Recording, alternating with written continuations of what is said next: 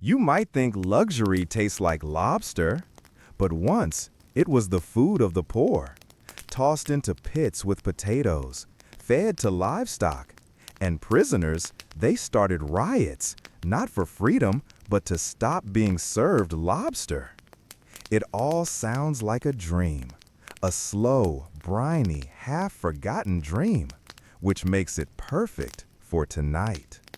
Before we begin this story, take a moment. Wrap yourself in a blanket. Add a little quiet, a sip of water. And if you'd like, let us know in the comments what city you're listening from and what time it is right now. Now listen closely, because tonight we're going to drift through the strange tale of a sea creature that never asked to be fancy. It just crawled across the ocean floor, and humans turned it into a legend. You wake up to the sound of shells cracking.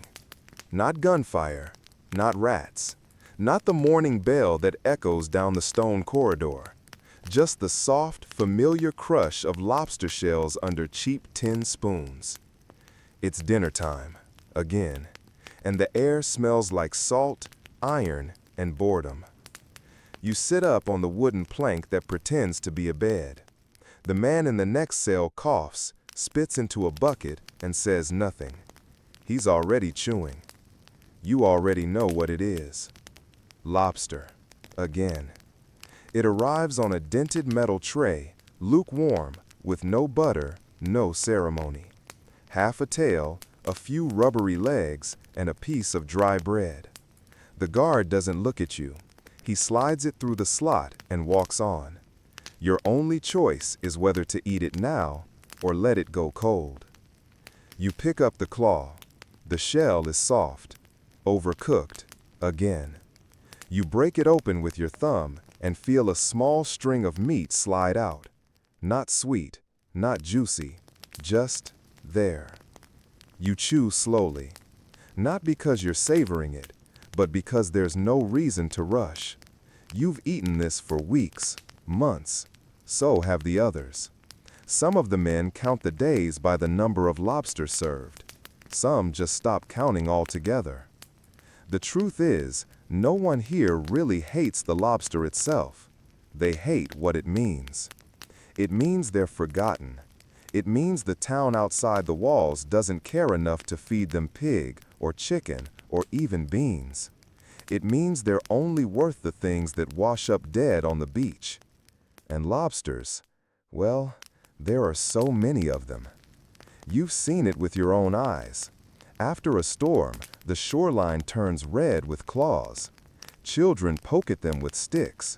Farmers shovel them into carts to use as fertilizer. At the docks, the fishermen curse when they pull up nets filled with these bottom-crawling pests. Too many claws, not enough fish. They say lobsters eat the dead, which makes them perfect for prisoners. Even the kitchen boys grumble when they cook them. The smell never leaves your nails, they say. The shells cut your fingers. They clog the drains. Some of the older prisoners whisper about a time when lobsters were only given to pigs, when being fed one as a man was an insult, when the guards themselves wouldn't touch them. But times change, and poverty finds use for everything. Sometimes the younger ones get angry.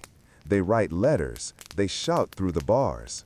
We demand better food, they say. No more sea bugs, they say. But nothing changes. Lobsters are free. Lobsters are many. Lobsters don't talk back. You swallow the last bite and lick your fingers. Not because it was good, just because it's habit. The tray sits on the floor beside your boots. You stare at the walls. They stare back. There is a crack in the corner shaped like a map of nowhere.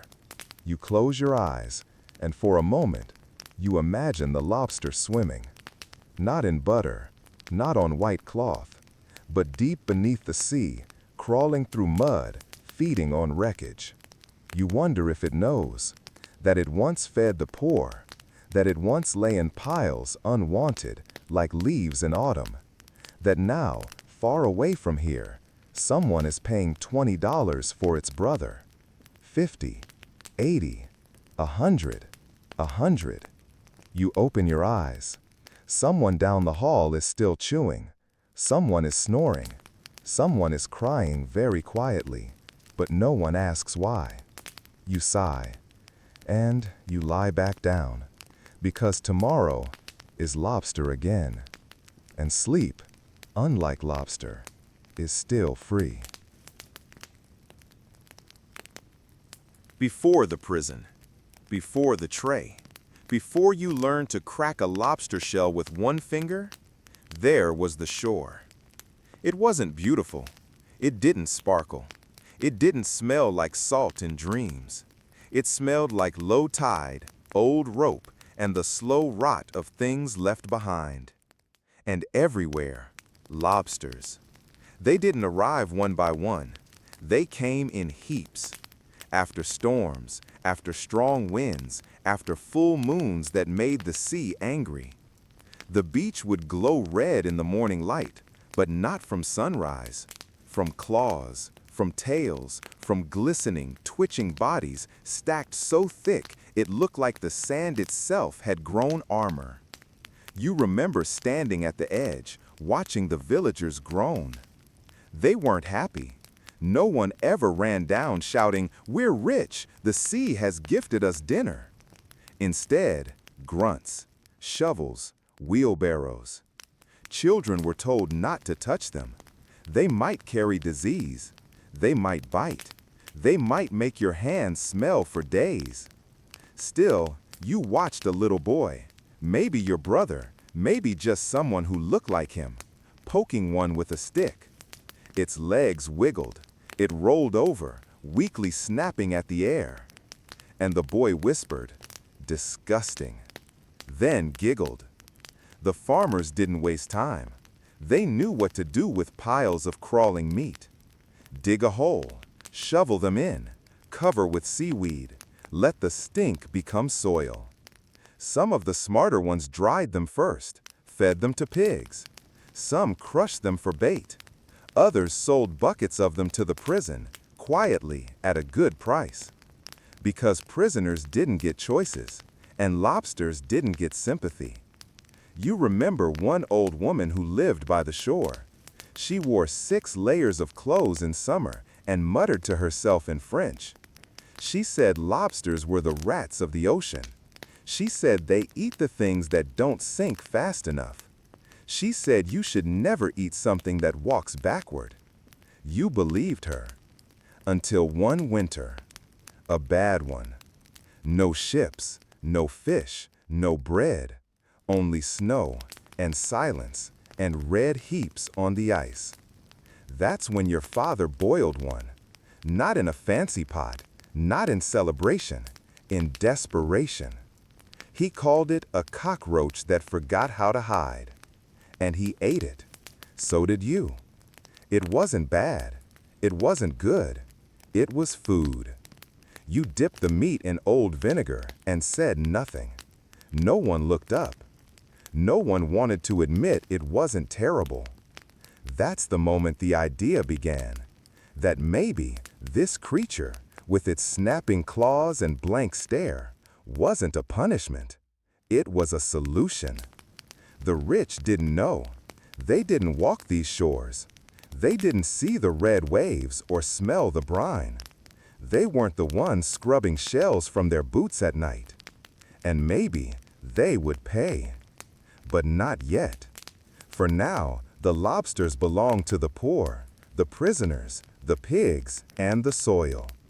And the beach, with its thousands of tiny armored bodies, lay quiet again. Until the next storm. The sea cockroach. They never called it lobster back then. Not really. Not with affection. Not with awe. Not with wine or napkins or white plates. They had another name for it, one that stuck to the tongue like brine. Sea cockroach. It was never meant to be poetic. It was meant to insult. To make it clear that this creature, this crawling, twitching, bottom-feeding thing, was no more welcome on a dinner table than the rats in the barn or the beetles in the flour. You remember hearing the word whispered by your uncle, his lip curling as he dropped a still alive one into a rusted bucket. "Look at it," he muttered, "filthy thing." Its claws tapped the metal, its eyes stared blankly. "They eat corpses, you know," he added. "As soon as something dies and sinks, they are already chewing." You believed him. Why wouldn't you? Everything about the lobster felt wrong. Its body armored, like it was expecting a war.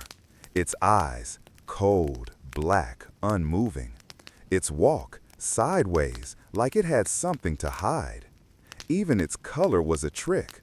Gray, greenish, brown, ugly. The red only came after boiling, as if shame could be burned away with heat. And the smell. It didn't invite you. It warned you. Like old nets, like fish left too long, like seaweed that's forgotten the tide. It wasn't that people wouldn't eat it. They did, but they didn't tell anyone. They didn't boast. They didn't write recipes. It was eaten in silence, quickly, with vinegar, with black bread, with apologies to no one, because hunger makes all things temporary. There were rules, of course, unspoken but clear. You didn't serve lobster to guests. You didn't pack it in a lunch for school. You didn't bring it to a funeral or a wedding or a market. You didn't eat it unless you had to. It was food for servants, for dock workers, for orphans, for prisoners, for those whose names weren't worth remembering. Sometimes you'd see piles of shells behind the kitchens, not just one, not two, mountains of them, dull and cracked, burned, buried, forgotten, the same way people tried to forget they had eaten from that pile. But here's the thing. Even sea cockroaches survive. They adapt, they scuttle, they wait. And while no one was paying attention, they crawled quietly into the shadows of the system, into the backs of carts, into cheap barrels sent inland, into the contracts of servants who, by the way, began writing things like, "may not be fed lobster more than 3 times per week." Yes, it had gotten that bad. So bad that even the poor grew tired of pretending it was food. You remember the rumors of young boys who ran away from boarding schools because of lobster stew, of girls who cried at supper begging for porridge instead, of teachers who couldn't stand the smell anymore. And yet, it kept coming. Because lobster was cheap, because it was everywhere, because no one else wanted it, because poverty has a way of turning shame into habit. And habits are hard to break, even when they taste like salt and silence. The clause in the contract. It's not easy to be a servant. You know this. You knew it even before you became one. You saw it in the hands of the kitchen girl, red and cracked from boiling water. You saw it in the posture of the stable boy, bent before his bones had finished growing. You heard it in the way old butlers sighed without ever speaking. But being a servant came with rules, and eventually clauses. You sit now in a wooden chair. The candle burns low. The ink smells like rust, and your hand trembles, not from fear, but from exhaustion. Because tonight, you're writing your own contract. Not because you're clever, not because you expect to negotiate, but because you've eaten enough lobster to last several lifetimes. You pause before writing the line. It feels ridiculous, but you write it anyway. The employer shall not serve lobster more than 3 times per week.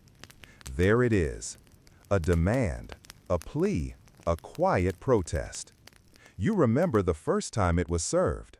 You didn't complain. It was food. Strange, yes, but filling. Then came the second time. Then the third. Then every day after that. Boiled, baked, stewed, cold, reboiled. lobster porridge, lobster pies, lobster on black bread, lobster soup so thin it tasted like metal. There were mornings when the pot was already bubbling at sunrise. There were evenings when the kitchen smelled like a shipwreck. And no one said a word. Because servants don't speak. They nod. They bow. They say, "Yes, ma'am," and "Thank you, sir." But something had to be done. So one of you wrote it, and the others began to copy. At first, it was laughed off. "Oh, the lobster's too good for them now. Ha, ha." Then, it wasn't funny.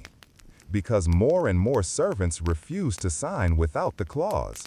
More and more contracts quietly included those 10 bitter words. No more than 3 times per week. There it is. A demand, a plea, a quiet protest. You remember the first time it was served. You didn't complain. It was food. Strange, yes, but filling. Then came the second time. Then the third. Then every day after that. Boiled, baked, stewed, cold, reboiled, lobster porridge, lobster pies, lobster on black bread, lobster soup so thin it tasted like metal. There were mornings when the pot was already bubbling at sunrise. There were evenings when the kitchen smelled like a shipwreck. And no one said a word. Because servants don't speak. They nod. They bow. They say, "Yes, ma'am," and "Thank you, sir." But something had to be done. So one of you wrote it, and the others began to copy. At first, it was laughed off. "Oh, the lobster's too good for them now. Ha, ha." Then, it wasn't funny. Because more and more servants refused to sign without the clause. More and more contracts quietly included those 10 bitter words. No more than 3 times per week. It spread. From house to house, from kitchens to estates, from whispers to rules. And suddenly, the cheapest meat in town became a conversation. Masters grumbled, cooks rolled their eyes, but they agreed. Because keeping a servant was still cheaper than cooking every meal themselves. You wonder sometimes what the lobster would say if it knew it had become the center of such polite rebellion. Would it laugh? Would it click its claws and walk away sideways? Or would it just keep crawling, the way it always had, unaware of contracts, of hunger, of class? At night, you dream of different meals. Bread with butter, boiled eggs, turnips, even dry cheese. Anything but lobster. Not because it tastes bad, but because it tastes like being told you don't matter. You blow on the ink, fold the paper, slide it across the table, and you wait. Will they accept the clause? Will they cross it out? Or will they shrug and serve you fish instead? You don't care. You just want 1 week, just 1 week without the sea cockroach. Meanwhile, in Europe, across the ocean, where the winds smell not of salt and rot, but of ink and oil paint, the lobster is resting quietly on a silver tray. It doesn't know shame here. It doesn't crawl through prison doors or lie in piles behind a servant's kitchen. It reclines gently in a Dutch still life, beside a peeled lemon, near a glass of wine, among grapes that shine like lacquered marbles. And no one laughs. They study it. Painters with soft hands and quieter eyes sit for hours capturing its curve, the hard gleam of its shell, the crimson glow that only heat can bring. In these paintings, the lobster doesn't look like a punishment. It looks like wealth. And in Europe, that's all that matters. You imagine a man in velvet sleeves leaning over his table. He speaks French, or perhaps something softer, Dutch or Italian. He calls the lobster homard. He calls it noble. He does not boil it himself. It arrives already prepared. It steams gently, Its claws rest like ornaments. It is served with sauce, with ceremony, with candlelight and soft linen. No servant flinches at the smell. No contract limits the servings. Here, lobster is celebration. The sea refined. The creature elevated. You wonder how that happens. How one side of the world sees a cockroach while the other sees a crown. Maybe it's the distance. Maybe it's the silk. Or maybe it's the simple magic of scarcity. Because in Europe, lobster doesn't come in piles. It doesn't wash up unwanted on shorelines. It arrives in crates by ship. Each one a quiet miracle. Each one more precious for the journey it took. You imagine a chef somewhere in Paris or Bruges lifting a single lobster from its container, like a priest lifting a relic. He murmurs something in Latin. He places it gently in a copper pot. He adds white wine, thyme, butter, and nothing else. And the people sigh. Because here, this thing with claws and shell and ghost eyes, it means luxury, not desperation. You lie on your cot and think of that. That same creature, cooked here with vinegar in a dented pot, served in prison trays, mocked, hated, refused, is worshipped there under crystal chandeliers, on plates worth more than your entire street. What is the difference? Not biology, not taste, not even preparation. It's context, it's story, it's belief. You whisper the word aloud, homard. It sounds nicer than sea cockroach, smoother, more deserving of a poem. You smile a little, then yawn, because tomorrow your tray will carry the same meal as before. But somewhere across the ocean, a duke will raise a toast to the same creature. And neither of you will know what the other is thinking. The can in the factory. You hear the clinking first. Not bells, not coins, but 10 rows of metal cans sliding across wooden tables, stacking themselves like soldiers, waiting to be filled. You don't remember who thought of it first. No one really does. It just happened. Quietly, practically, like most things that change the world. One day, lobster was waste. The next, it was sealed in a can. The factory wasn't grand. It stood near the docks, where the wind never stopped smelling of brine and rust. The roof leaked in winter. The floor was always wet. But the machines kept moving, and the men kept cutting. Claws cracked. Shells flew. Steam rose like a ghost above every table. It wasn't glamorous. It wasn't elegant. It was loud, hot, repetitive. But it worked. Because lobster, when packed in metal, stopped being a burden. It became a product. And products can travel. You imagine a can rolling across a train car, over hills, through forests, past towns that had never seen the sea. Inside, meat, salted, soft, unseen. No eyes, no shell, no stench of tide. Just a label, lobster, ready to eat. And suddenly, nobody remembered the cockroach. The word vanished, sealed away with the bones. The man in Ohio opening his pantry doesn't know. He doesn't taste shame. He doesn't hear the screams of servants in kitchens or see the buckets behind the schoolhouse. He sees protein. He sees dinner. He sees a small exotic luxury in a town with no ocean. And so demand grows. Not loudly, not like a revolution, but like a whisper in the right ears. Someone sends a case to Chicago. Someone adds it to the train menu. Someone serves it in a boarding house with lemon. And slowly, the story changes. Not the lobster, the story. It stops being food for pigs. It starts being food for travelers. It stops being waste. It starts being novelty. You lie on your back and picture it. A row of cans, dusty, dented, lined up on a pantry shelf in Kansas. A mother opens one. Her children ask what it is.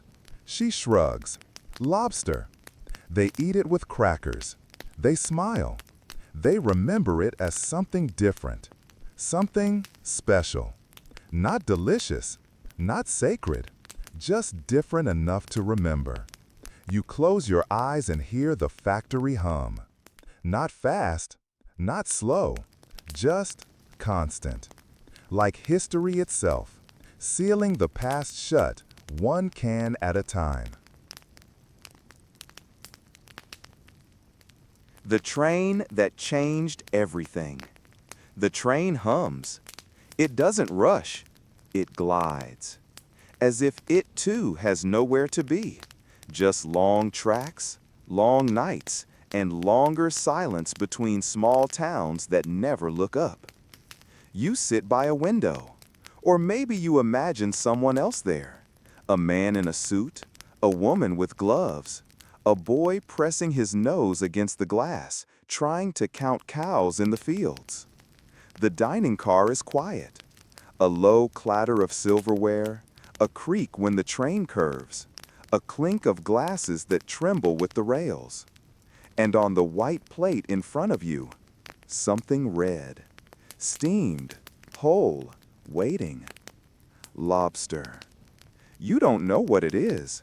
You've heard of crabs, maybe shrimp, but this thing, with claws like armor and a shell that glows like a sunset, it feels foreign. But the waiter is calm. He explains. He even offers to crack it for you. And you eat. The meat is soft, almost sweet. It tastes like nothing you've ever had. Or maybe it just tastes like the train, like motion, like something distant, like a story you'll tell someone later. Because when you go home, you'll speak of it. You won't say, "See, cockroach." You won't know about prisons or servant clauses.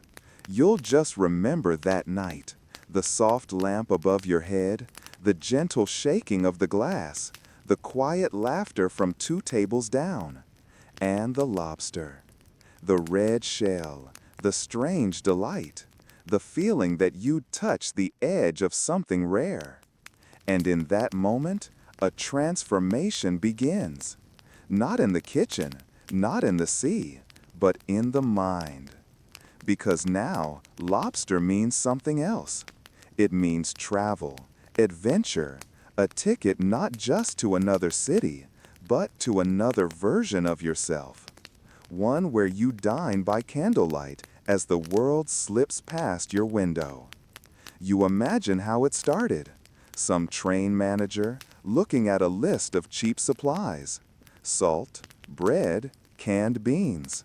And then, lobster.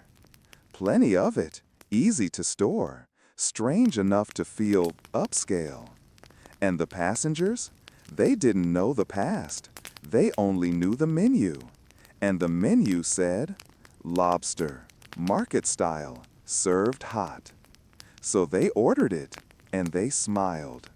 And the story rewrote itself, quietly, elegantly, carried by steel wheels across a country that had never seen the ocean. And you? You lie in bed tonight, far from any coast, listening to the slow echo of rails in your mind. And you wonder, how many stories are traveling across this country tonight? How many legends are being born between meals? And how many creatures, silent, ancient, strange, have been turned into myths because someone served them on a moving train with white cloth and a steady hand?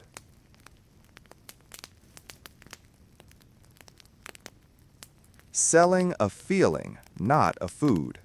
You don't remember the taste. Not really. Maybe it was soft. Maybe a little sweet. Maybe it melted on your tongue for half a second before fading into butter and warmth and salt. But that isn't what stayed with you.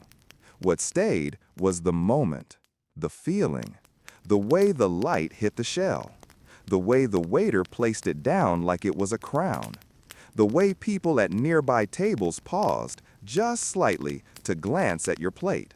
That's what you paid for. Not the lobster, the story. You didn't eat food, you ate an idea. And that idea was luxury. Even if it was only for 20 minutes, even if you were on a train, even if your shoes were worn and your wallet thin. In that moment, with that plate, you were someone else. And someone, somewhere, understood that, even if they didn't say it aloud. The people who packed the train menus, the ones who printed the ads, the chefs who quietly swapped vinegar for lemon. They weren't selling seafood, they were selling permission. Permission to feel important, to taste something no one back home could pronounce, to say, I tried lobster once, and let that sentence mean something more. You imagine the boardroom, men in suits, a chalkboard, a question. How do we make lobster valuable? And someone answers, we don't. We make people feel valuable when they eat it. And that was it. The price didn't rise because of scarcity. Not yet. The flavor didn't change. The shell didn't grow shinier. But something shifted. Lobster was no longer food for the desperate. It was food for the curious, for the traveling class, for the growing middle, for those reaching up, not those falling down. The kind of people who might not own a carriage, but could afford a ticket, who might not wear pearls, but knew how to hold a fork. And so the myth grew, quietly, steadily, one bite at a time. Restaurants picked it up, menus reprinted, photos appeared, glossy, rich, golden. Cookbooks mentioned clarified butter and delicate herbs. No one remembered the sea cockroach. No one talked about the servants' contracts. And if they did, they were laughed off. Can you believe lobster used to be prison food? Ha, ha. But you remember, because part of you has always lived in both worlds. You've seen the beach after the storm. You've seen the factory floor. You've watched the servants slide the plate across the table with clenched teeth. And now, you watch the diners lift their forks like royalty in disguise. You wonder how many of them would still eat it if they knew, if they truly knew. But perhaps that's the trick.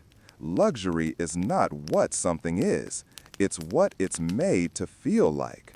And the lobster learned how to wear that feeling well, even if it never asked to. The Lobster Palace. At night, the city doesn't sleep. It hums, soft and distant, like the sound of 1,000 champagne bubbles rising in a glass too clean to touch. You walk past the gas lights, past the newspaper boys, past the carriage wheels that roll slowly, deliberately, as if even horses know they're in the presence of something grand. Then you see it. The Lobster Palace. Not a palace, really, but that's what they call it, because it glows. Tall windows spill golden light onto the street. People wait in lines with coats draped over one arm. Inside, everything shimmers, mirrors, chandeliers, crystal, brass. And in the center of it all, lobster. They come for it. They dress for it. They spend for it. They don't eat it because they're hungry. They eat it because it's there, because it's expensive, because someone said, you haven't truly dined in the city until you've tried the lobster. You sit at a table. 1,000 others sit with you. Men with slicked hair, women in soft gloves, adjusting their pearls as if they're nervous to be seen without them. A violin plays somewhere. You think it's a real person, But it could be a record. A waiter arrives. He doesn't smile, but he respects you. Because you ordered the lobster. Not the soup, not the roast, not the pudding. The lobster. It arrives under silver. Steam curls upward as the lid lifts.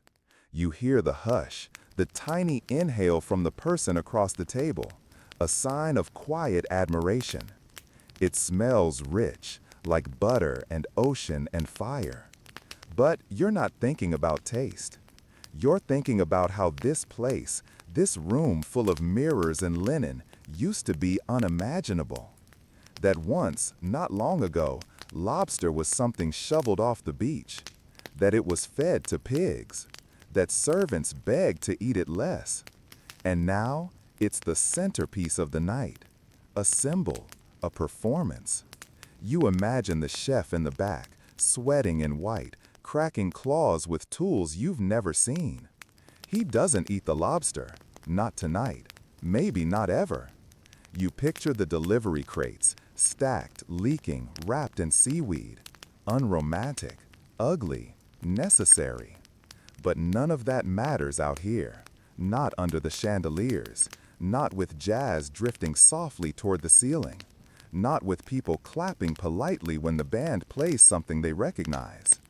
Here, the lobster is more than food. It's proof. Proof that you're here, that you've arrived, that you belong, if only for a night, among the clinking glasses and candlelight and conversation that never quite gets personal. The palace doesn't judge. It sells the same dish to everyone. The poor man who saved for months, the rich woman who doesn't notice the bill, the couple pretending it's their anniversary, even though they forgot the date. All of them here, all of them eating the same thing. And for a moment, there's equality in the shell. Strange, isn't it? How the most divisive creature in culinary history became the most unifying. You push your plate forward. You lean back. The band plays something soft and slow. A man at another table makes a quiet joke. Someone laughs too loudly. And the night drifts on, one claw at a time. Democratic luxury. There's a moment in history when something once despised is no longer hated, but not yet worshipped. It just exists. In the space between shame and status, between ridicule and reverence. That was the lobster once. Not a prison sentence, not a palace centerpiece, just an opportunity. You remember the diners. Small tiled rooms with menus printed on paper that curled at the edges. A bell above the door. A waitress with tired eyes and a pencil behind her ear. Steam on the windows. Conversations about things that didn't matter. And on the menu near the bottom, lobster roll, 35 cents. No fanfare, no Latin names, just bread, butter, meat, folded, wrapped, served in 5 minutes. And it felt special.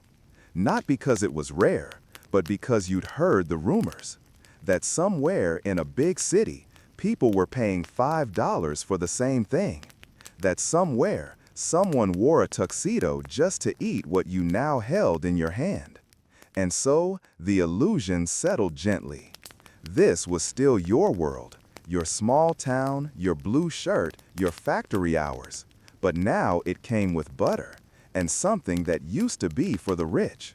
You didn't think of the sea, or the prisons, or the old woman muttering in French about rats with claws. You just bit into the roll and let the soft meat melt into the soft bread and thought, this feels like more than food, even if it wasn't. That was the charm of the lobster in this era. It wasn't too proud. It wasn't behind glass. It was there if you wanted it. A small indulgence, a quiet reach upward. You didn't need a chandelier, just a tray, a paper napkin, a moment. That's what made it democratic. Not because it was cheap, but because it made people feel like they were borrowing a little piece of luxury without having to change clothes. And for the middle class, growing and reaching and stretching across the country, that mattered. You didn't own yachts, but you could afford lobster bisque once a month. You didn't fly to Paris, but the corner cafe had lobster salad on Fridays. And you told your neighbor, and they told theirs. And slowly, the red shell curled itself around the heart of aspiration. Not the rich kind, not the snobbish kind, but the kind that says, I deserve something nice, even if just today. Of course, it wouldn't last. You can already feel it, the shift coming, the world tightening, storms gathering, not on the beach, but on the borders of nations. But for now, in this quiet slice of time between poverty and glamour, the lobster belongs to you. You sit on the curb. Your coat is old. The newspaper says things that make no sense. But your fingers smell faintly of salt and butter. And you are full. Not just with food, but with the feeling that maybe, just maybe, you've tasted a better version of yourself. War and ration cards. And then, the world changed. Not quietly, not gradually, but with a sound like boots on broken glass, with smoke that reached the sky, with letters that began with, "We regret to inform you." You remember the posters first. Red, blue, bold. Men in helmets, women in aprons. Everyone looking upward, determined, tired. Then came the cards. Little rectangles of paper, stamped, signed, counted. Suddenly, food was not just food, it was arithmetic. 1 pound of sugar per month, 2 ounces of butter per week. Meat, if you were lucky. Beef vanished first, then chicken, then even ham, once mocked as lowly, became a prize. People lined up for bones. People saved bacon grease in jars like treasure. People learned the weight of hunger, not as emptiness, but as management. And in this quiet collapse of the familiar, one thing remained untouched: lobster. The government, perhaps too busy with steel and tanks and sorrow, never rationed it. The ocean didn't ask for cards. The lobster still crawled. And suddenly, the unwanted creature of yesterday became tomorrow's loophole. You remember hearing it in whispers. A neighbor's wife made lobster stew. A cousin in Maine sold out of rolls before noon. Even the local grocer, usually stingy with smiles, grinned as he set out a tray of tails under the sign, "No ration needed." It felt strange at first, like cheating, like wearing silk in a storm. But you were tired. Everyone was tired. And tired people, they take what comfort they can find. So you did. You bought lobster. You ate it slowly, deliberately, almost guiltily, but not quite. Because it wasn't just food anymore. It was relief. A kind of edible rebellion. A moment when you didn't feel calculated. And for the wealthy, it was golden. Because while everyone else juggled tickets and substitutions, they could point to lobster and say, "This is what we eat, still." No one could stop them. No one dared. And so the price crept upward. Not loudly, not overnight, but steadily. With each plate served without a card. With each dish prepared without compromise. With each sigh of gratefulness from someone who hadn't tasted meat in weeks. The lobster didn't change. It still looked like armor. It still walked sideways. It still ate the things the sea forgot. But now, it was armor you could wear, at least on the inside. A signal, perhaps, that the world had not taken everything from you. You watch as the line outside the fishmonger grows. You listen as people argue over tail size. You notice how even the butcher looks at lobsters with something like envy. Because power changes shape in wartime. Sometimes it wears a uniform. Sometimes it smells like butter. You wrap your portion in newspaper, careful not to drip. You take it home. You sit by the window. The sky is dark. The radio is quiet. And in your hands, something warm, something rich, something the war forgot to take away. The price of desire. It doesn't happen all at once. Prices don't shout. They whisper. A few cents more, a smaller portion, a waiter who tilts the plate just so to make the meat look fuller than it is. And suddenly, the thing that once felt like a secret comfort becomes a statement. Lobster. Not a meal, not even a luxury, a message. That you can, that you did, that others cannot.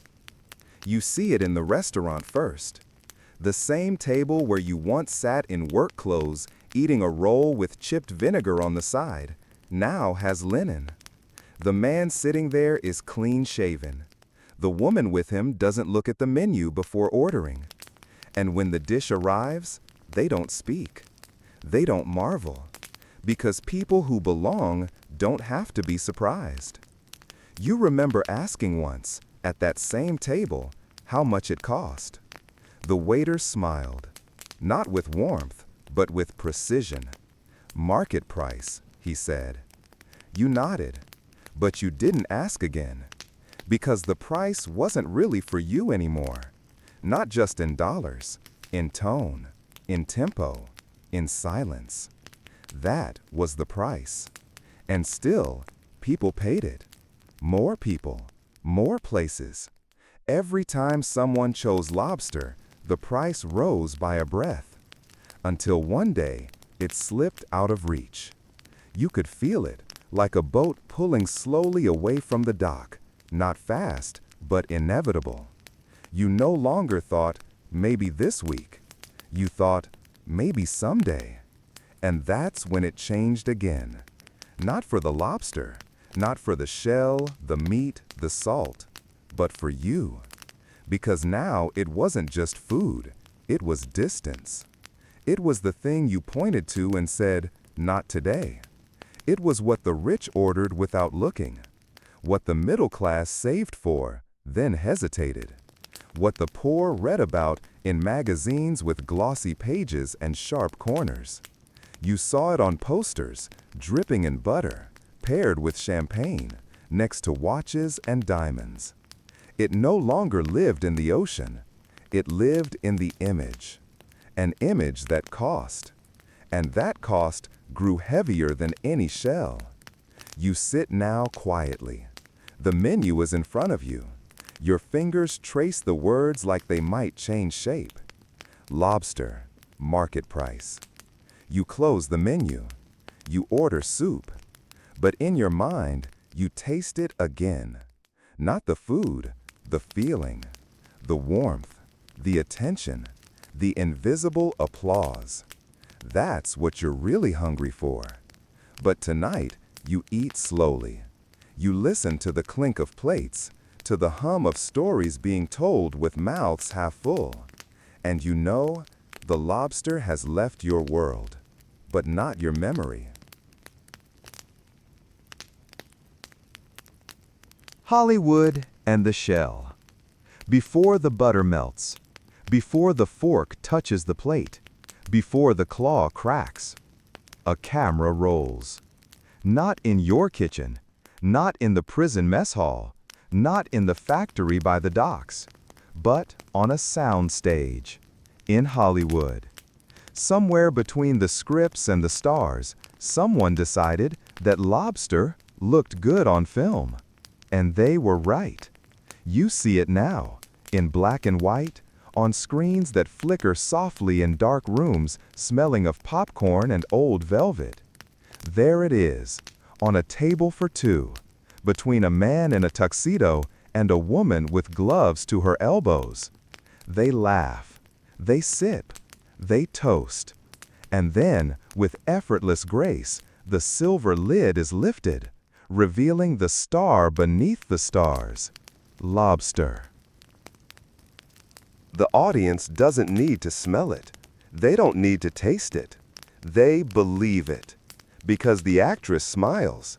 Because the music swells. Because the lighting makes the shell shimmer like armor dipped in honey. And from that moment on, lobster is no longer a food. It's a symbol. Not of the sea, not of survival, not of ration cards and servant clauses and dusty train menus, but of love and luxury and longing. You begin to notice it everywhere. In comedies, as an awkward date goes wrong, the claw flies off the plate. In romances, where fingers meet across a linen table. In dramas, where power sits silent, letting the shell do the talking. Even the word itself, lobster, starts to sound softer, more theatrical. You imagine a producer saying, "We need something expensive on the table, something dramatic." And a prop hand wheels in the tank, and everyone nods. Because the lobster knows its role now. It's no longer trying to crawl out of its past. It's not trying to be practical. It's trying to be remembered. Just like everyone else in that town. You watch it from the dark of the theater. Your seat creaks. Your shoes stick slightly to the floor. But on screen, the world glows. And there, beneath that glow, the lobster is eternal. Never overcooked, never rubbery, never awkwardly cracked by someone who doesn't know where the joint bends. Always perfect, always plated, always part of the dream.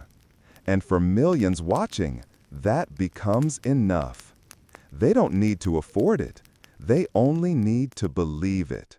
That maybe, someday, if the stars align, if the moment is right, they too will sit at a table where the lid is lifted and the world goes silent for just 1 second. Because that's what movies sell. Not reality, but the silence around the shell.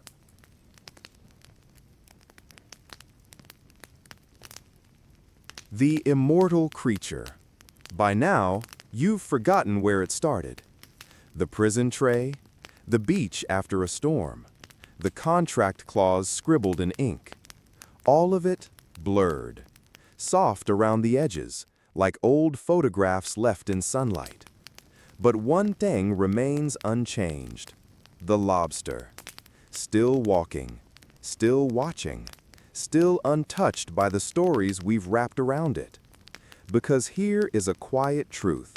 Lobsters do not age like we do. Their cells don't break down. Their bodies don't wrinkle. Their bones don't ache in winter. They grow, and grow, and grow, until the world around them becomes too small. They do not die of time. They die of effort. Because to keep living, a lobster must shed its shell. Split it, crawl out, regrow, repeat. And with each shell comes danger. A crack, a weakness, a moment when the soft flesh meets the cold sea with no armor at all. Most survive. Some don't. And a few, those that grow too large, too old, too heavy, they simply can't do it anymore. They stop. And inside their final shell, they wait. Until the sea remembers them and takes them home. You think about that sometimes. What it means to carry yourself so long you can't let go. What it means to grow but never forget that you're still vulnerable the moment you try to change. It's strange, isn't it? That we turned this creature, this quiet, ancient thing, into a symbol of trend, of taste, of fashion.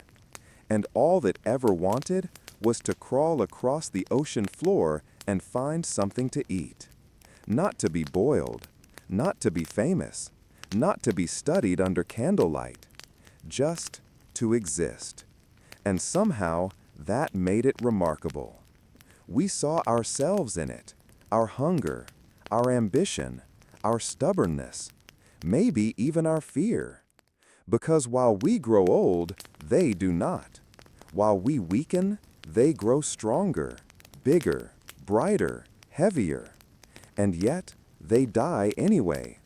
Not from age, but from weight. From being too much of themselves for too long.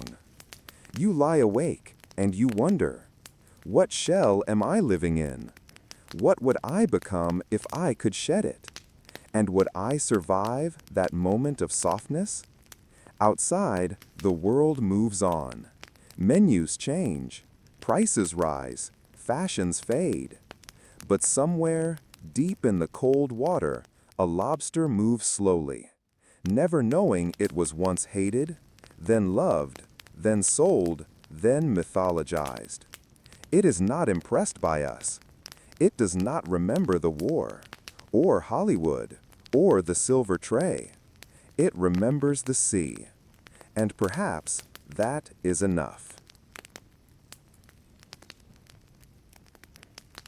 The legend on your plate. The plate sits in front of you. Not steaming, not glowing, just waiting. A claw curled inward, a shell split along the back, a lemon wedge placed with theatrical precision. It's beautiful, yes, but more than that, it's familiar. Even if you've never tasted it, even if you've never held the tiny fork, or dipped the meat in butter, or whispered market price to the waiter without blinking. You know what this means. It's not food anymore. Not really. It's a story. One you didn't write, but somehow believe in. Because everyone does. You close your eyes. And in the dark behind your eyelids, you see the whole thing again. Like a dream that never fully ends. The beach is littered with claws. The prison bowls. The servant's pen scratching a tired protest. The factory. The train. The palace. The film. You see all of it, folded into this one silent plate. And still, the lobster hasn't changed. Only we have. We who made meaning from meat. We who turned shame into elegance, poverty into price, salt into gold. We who tasted not flavor, but significance. Because the shell crunches the same way, the sea still pulls the same tides. The creature still dies when it's too heavy to begin again. But we die for less. We pay for memory. We tip for ceremony. We crave the feeling of being allowed to want more. And lobster, poor, ugly, bottom-walking lobster, let us do that. It let us pretend we deserved something. And maybe we did. Because all stories, even the ridiculous ones, the embarrassing ones, the ones that begin with pigs and prisoners, deserve a good ending. You take a breath. Not deep, not rushed, just enough to remind yourself you're still here. You set down the fork. You look at what's left. And you smile. Because what's on your plate isn't just protein. It's proof that we are creatures of meaning, of myths, of hunger beyond the stomach. That we can take a sea bug and make it sacred. That we can take a memory and make it a delicacy. And that someday, some other forgotten thing, a weed, a worm, a stone, may sit on a plate and wear this same crown. Because taste fades, but story stays. And tonight, you've eaten both.